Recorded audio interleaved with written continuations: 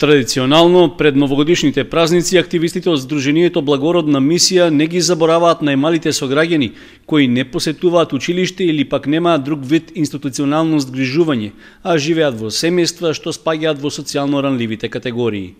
Во просториите на Сдруженијето организираа предновогодишна забава, а средбата ја искористија за да им поделат и новогодишни пакетчиња и зимска облека.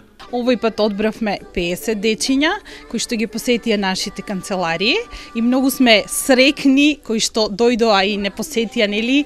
Има организирано новогодишна забава со Дедо Мраз, се сликаа и мислам дека и дечињата се срекни и весели кои што некој се обидел и за нив да организира ваква забава. Овој пат имавме и донатори за новогодишни пакетчиња. Винчини од Виница ни обезбеди пакетчиња за децата, а новогодишната забава ја надополни и пекара Беличеви и исто така сме нели благодарни. Од Благородна мисија рекоа дека освен новогодишната забава и делењето пакетчиња, деновиве имали и друга хуманитарна активност, во која во соработка со фирма од Кочани на семејство од општината Чешиново Облешево му донирале бела техника. За едно семејство од Спанчево обезбедивме машина за перење, односно собственичката на Евробрана градче ни обезбеди машина за перење налишта. Однесена е во семејството.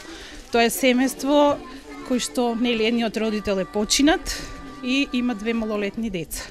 Во име на Сдруженијето Благородна мисија, Ефтимова упати честитка по повод новогодишните празници, при што рече дека и во идната година ќе продолжат активностите за помош на граѓаните кои спаѓаат во социјално ранливите категории.